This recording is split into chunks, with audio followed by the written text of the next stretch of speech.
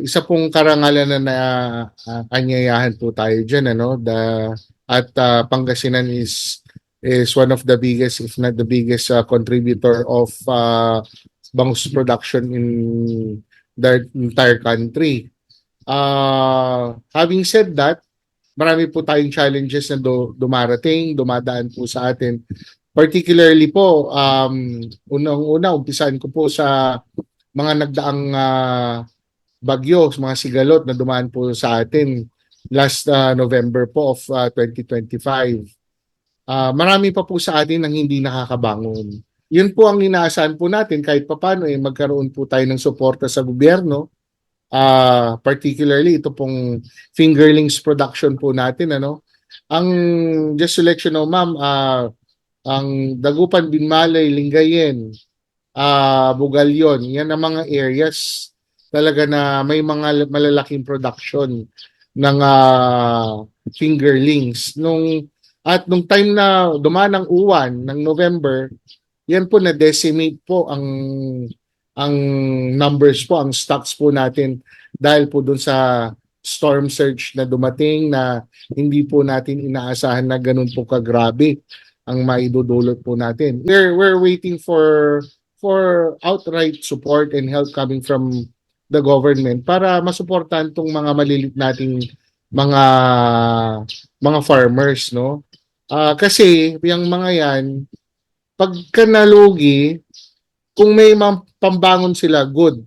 Kung wala, nakatenga lang yung palaisdaan nila. I don't want to preempt anything kasi buti maganda nang nandyan at nakahain at talagang i-deliver na.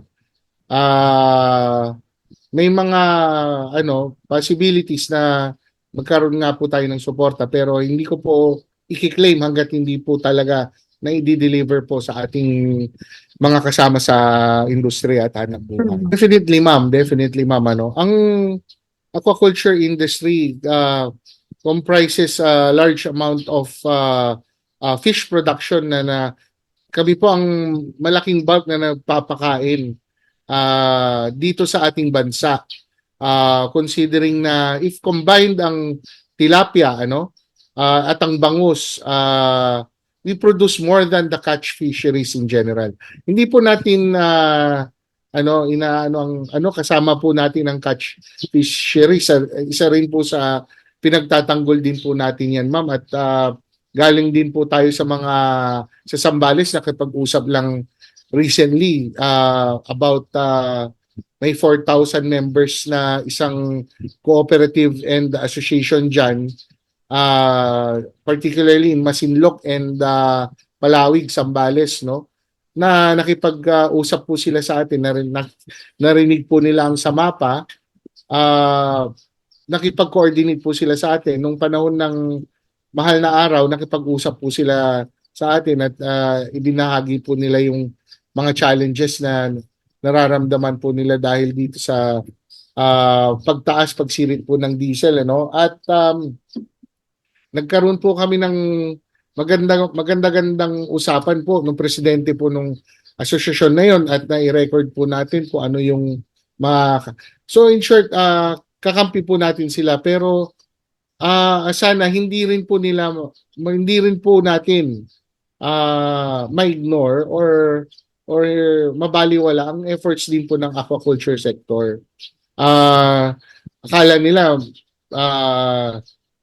may mga lahat ng ito may mga pera, no? Kaya nagkataon lang din po na very resilient po kami at mapamaraan sa kung paano namin na tutustusan itong business po namin, no? Pero kung titingnan mo, apektado rin po kami, ma'am.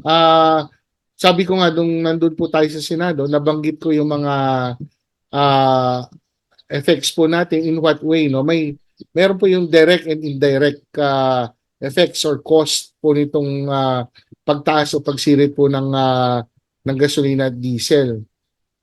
Yung indirect, yung direct, umpisan po natin doon, yun po yung logistics po natin, paggamit po natin ng gasolina diesel po sa ating mga motorboats, sa ating mga water pumps, sa ating aerators, no?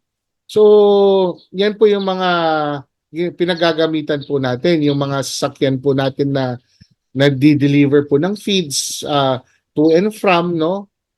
Yan po yung direct cost na direkta pong gumagamit ng gasolina o diesel dito po sa ating farm. Meron din po yung indirect na tinatawag po natin. Ano po yung mga yan?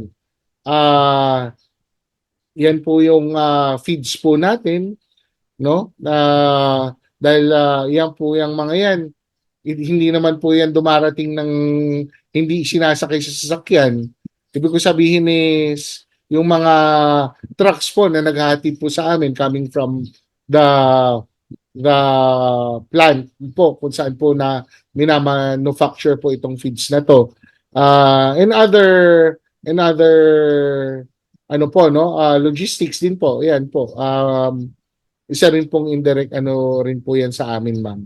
So, and one thing more, yung mga biyahero na kailangan bumiyahe, wala po silang enough funds para, imagine niyo kung galing ka pa ng Isabela, ang budget mo 5,000, times 3 na po ngayon ang diesel, ang kikitain po nila, kakainin na lang po ng pag-travel nila.